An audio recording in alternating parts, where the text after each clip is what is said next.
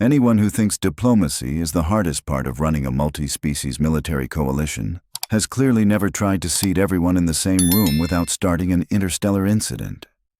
The briefing chamber aboard the Nexus station represented 3 centuries of architectural compromise, which is a polite way of saying it looked like someone had asked. According to YouTube analytics, 98% of viewers are not subscribed. That's a huge number. By subscribing the channel that is completely free, you'll help support the channel and never miss fresh content. 17 different species what comfort meant, and then built whatever nightmare emerged from that committee meeting. The Karathi delegation occupied the Eastern Quadrant. Naturally, they always took the Eastern Quadrant. Something about solar positioning and predator instincts that the rest of the coalition had stopped questioning around the same time they'd realized arguing with 8-foot-tall felinoid apex predators was terrible for life expectancy.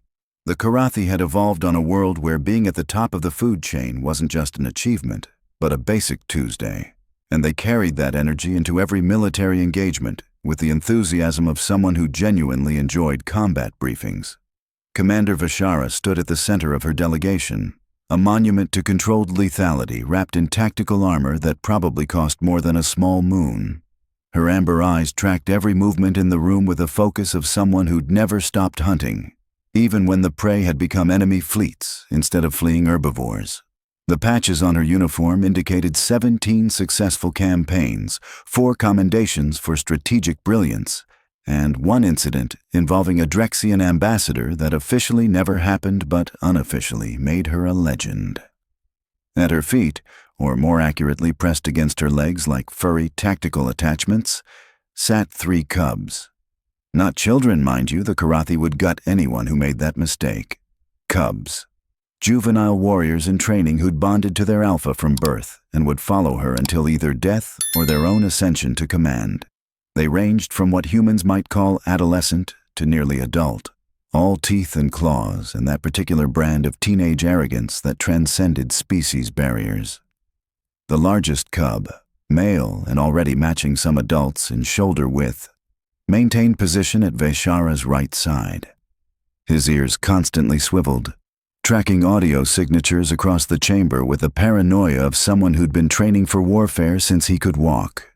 The middle cub, female and sleeker, had positioned herself slightly forward, classic protective stance that said she'd happily remove the throat of anyone who approached her alpha incorrectly. The smallest, another male with distinctive silver markings along his jaw, sat pressed so close to Vishara's left leg that he was practically merged with her shadow. This was normal. This was expected. This was how Karathi military structure had functioned for 6,000 years of recorded history. The Alpha commanded. The Cubs attended. The Pride functioned as a single lethal unit that made other species nervous during joint operations and absolutely devastating during actual combat. Across the chamber, the Yeltrin contingent had arranged themselves in their customary hovering formation, their crystalline bodies refracting the ambient light into patterns that probably meant something in their photon-based language.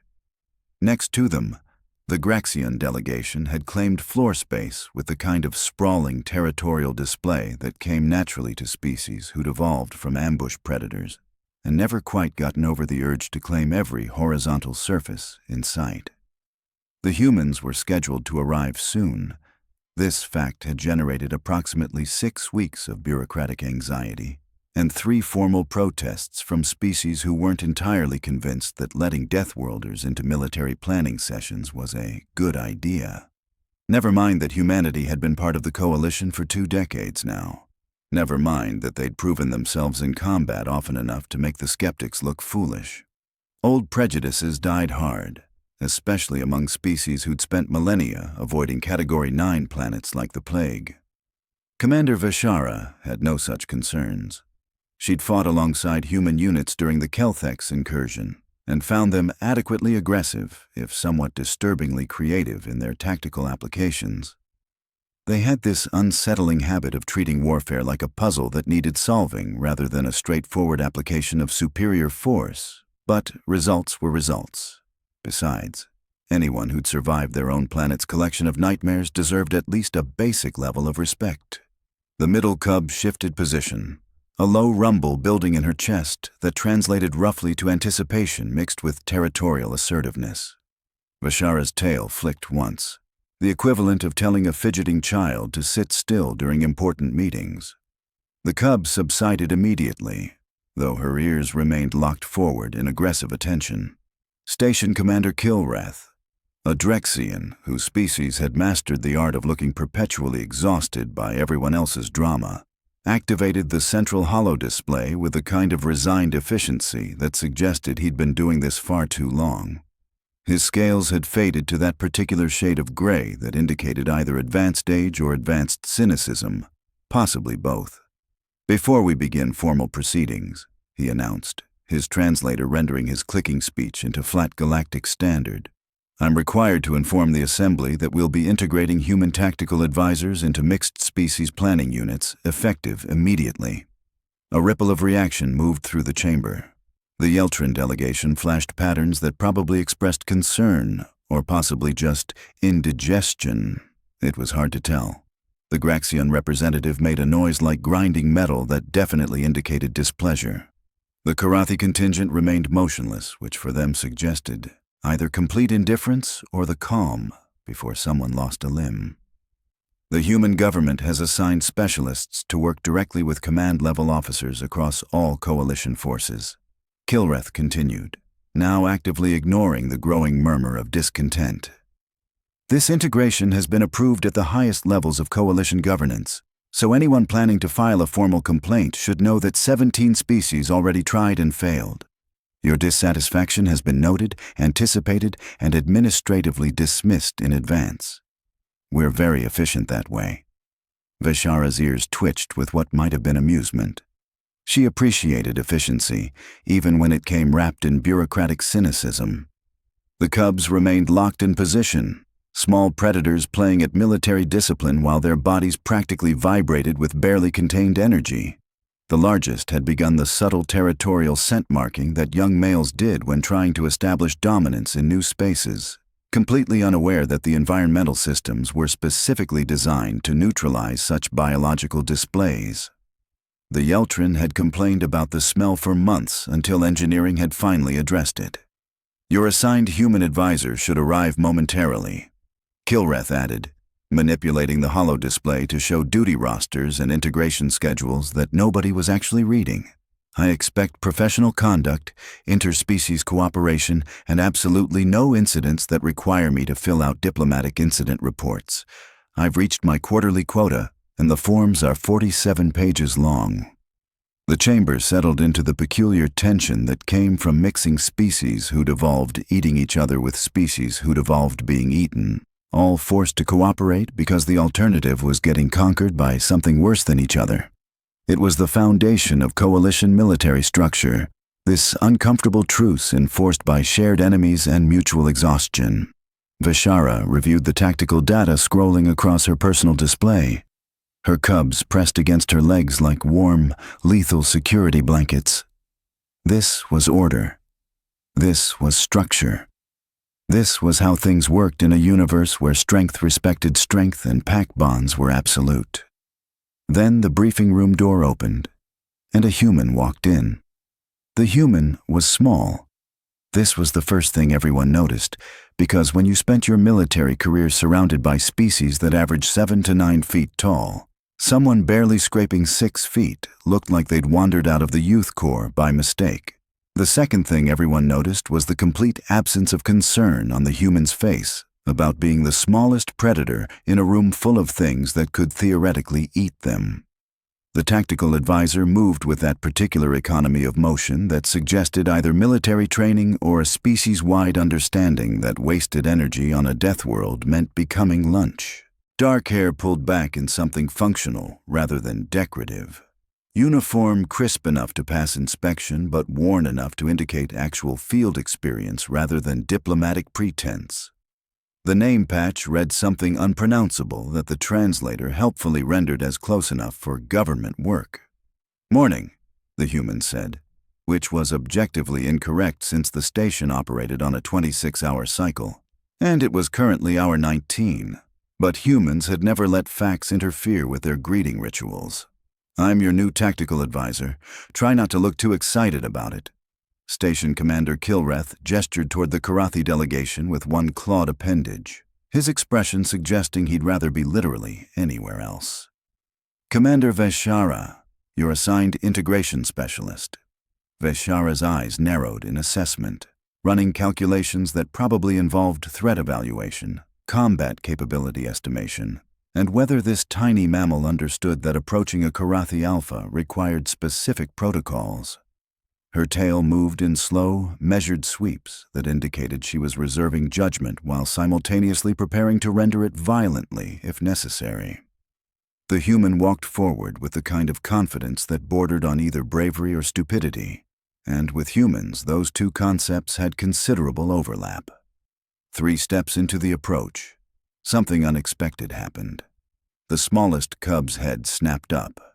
His nostrils flared in that particular way juvenile Karathi did when encountering something novel that their instincts couldn't immediately categorize as food or threat.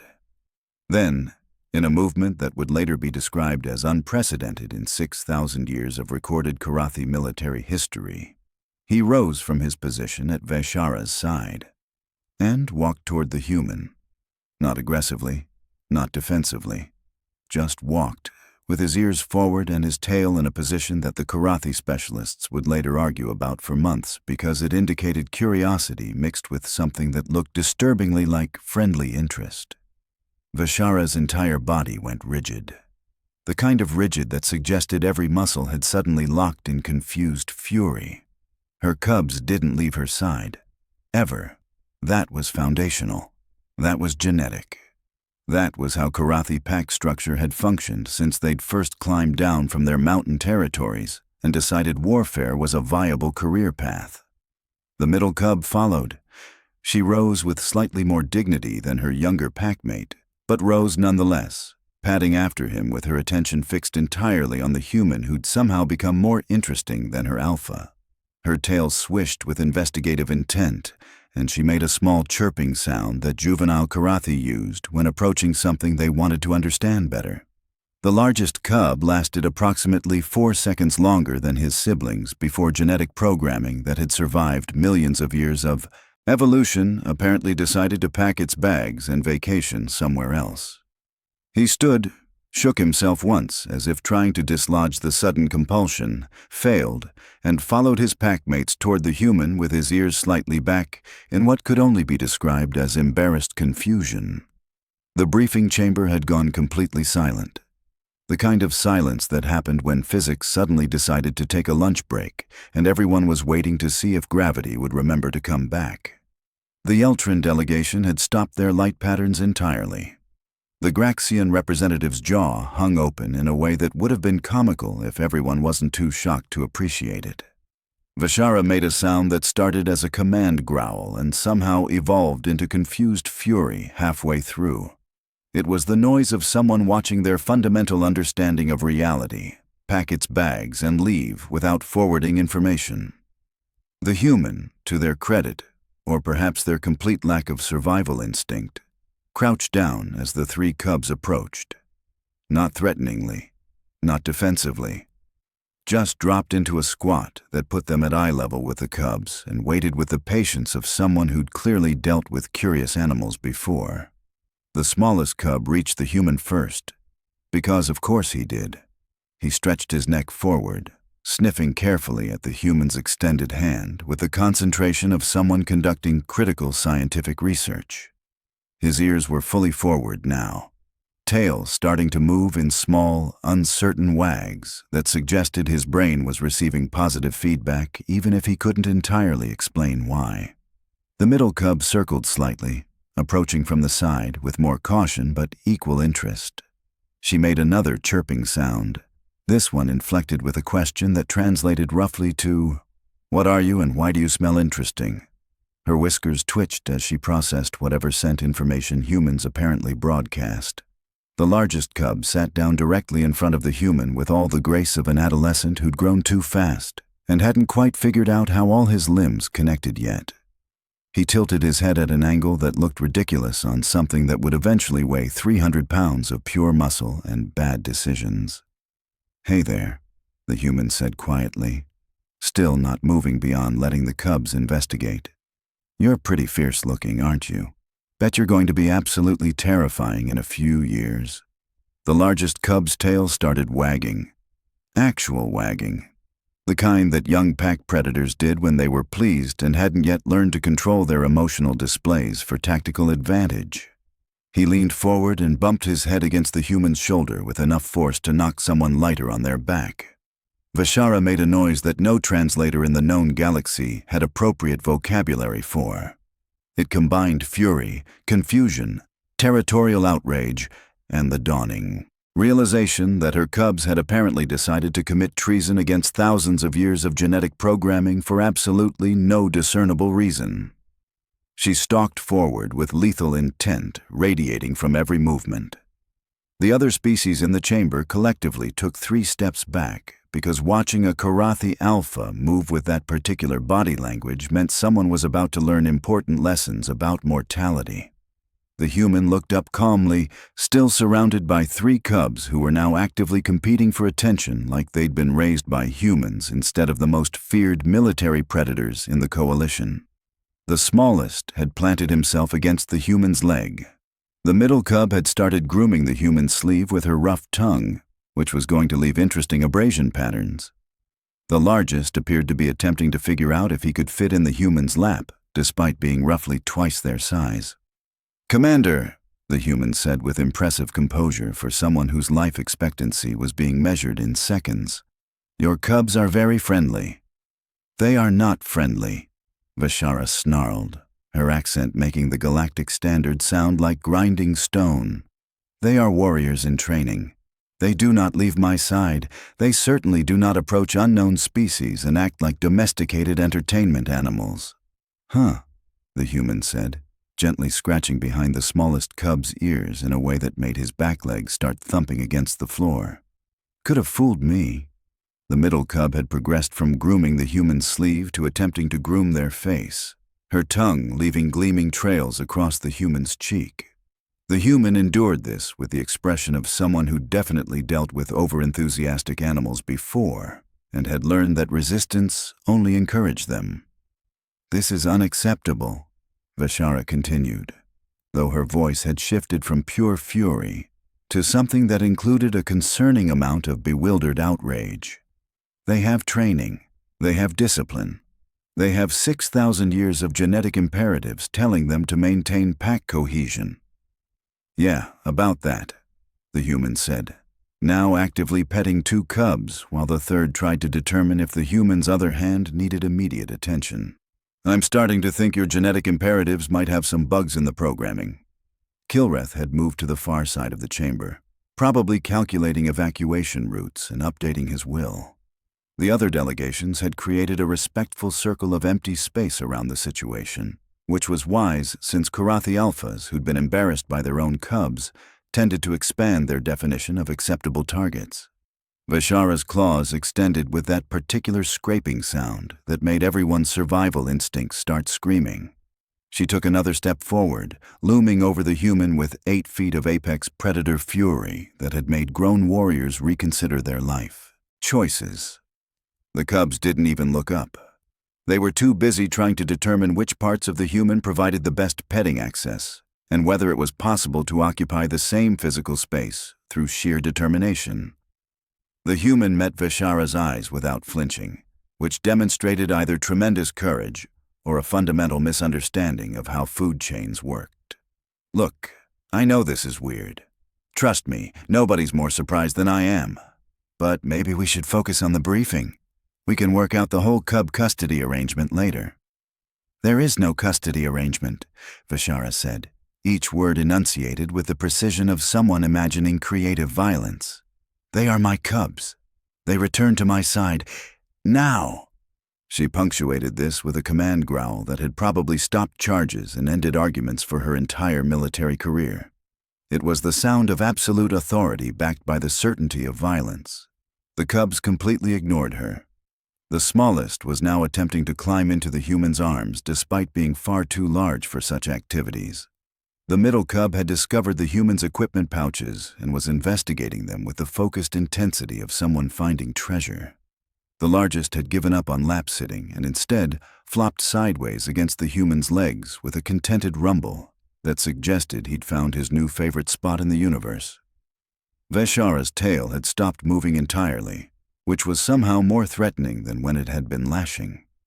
She stared at her cubs, then at the human, then back at her cubs as if waiting for reality to correct its obvious malfunction.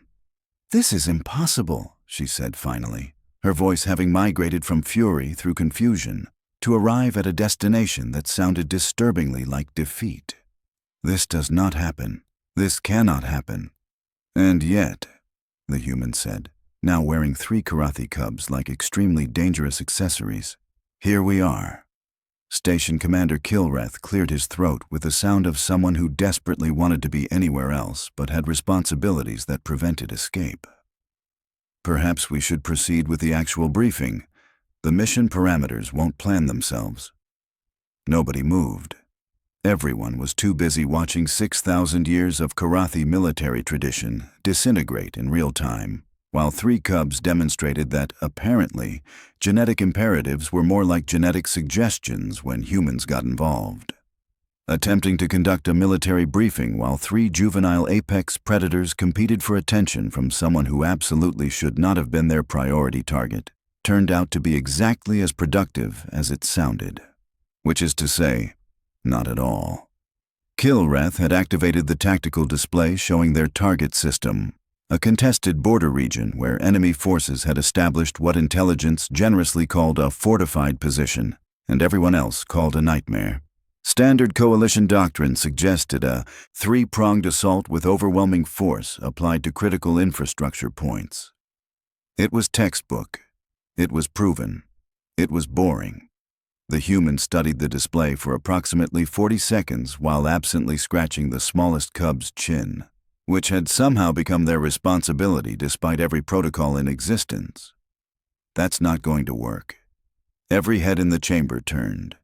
You didn't just dismiss coalition tactical doctrine, especially not when you'd been in the room for less than 10 minutes and were currently being used as furniture by someone else's military trainees. Veshara's growl started low and built to something that resonated in the chest cavity. She'd positioned herself as close to the cubs as possible without actually joining the humiliating pile, radiating disapproval that could probably be measured on seismic equipment. "Explain your reasoning, advisor." The human pointed at the display, causing the middle cub to track the movement like it was the most fascinating thing she'd ever witnessed. "You're telegraphing the entire approach. They'll see you coming from 3 systems away and have time to redistribute forces. Plus, you're assuming they care about those infrastructure points enough to defend them. It is standard siege methodology," Veshara said through what sounded like grinding teeth. "Applied successfully in 73 previous engagements. Against enemies who thought like you did," the human countered, now having to raise one arm because the largest cub had decided it needed to be lifted immediately. The human complied with the kind of resigned acceptance that suggested arguing with 300 pounds of insistent predator was pointless. "These aren't Karathi. They're not Graxian. They're not even Yeltrin, no offense." The Yeltrin delegation flashed patterns that probably indicated offense anyway.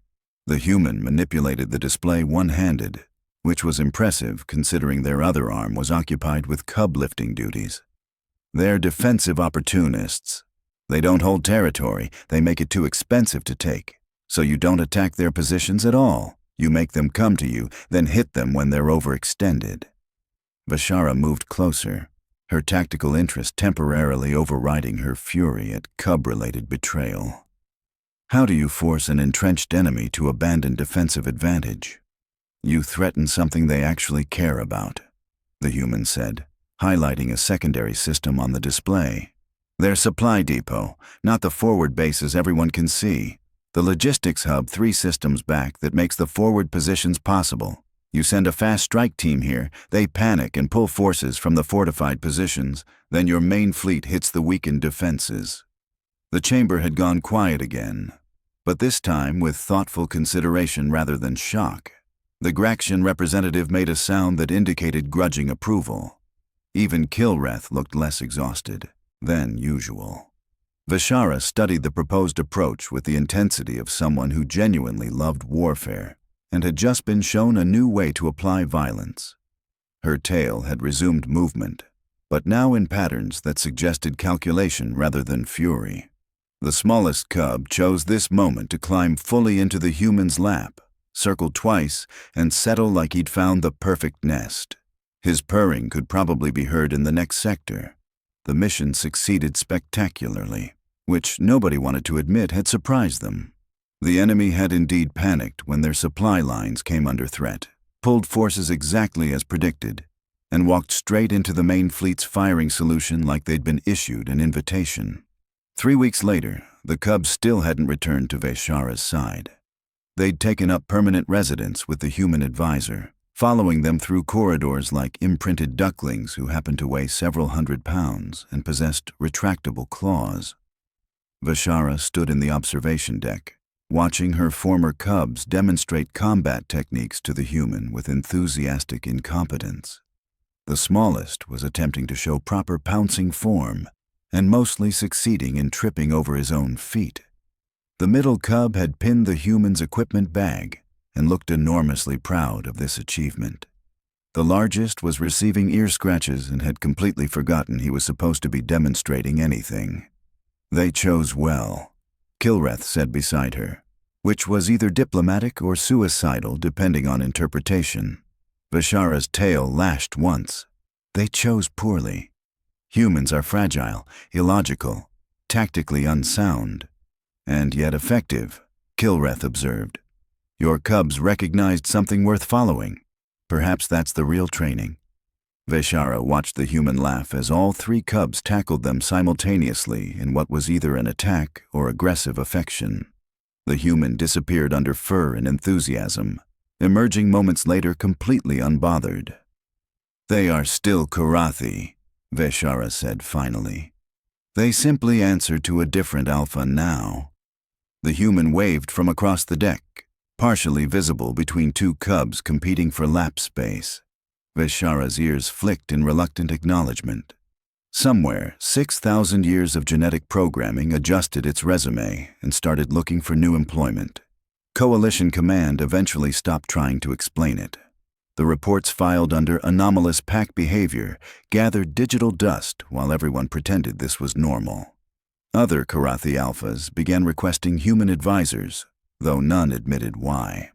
The cubs grew into formidable warriors who answered to unconventional commands and employed tactics that made traditional commanders nervous.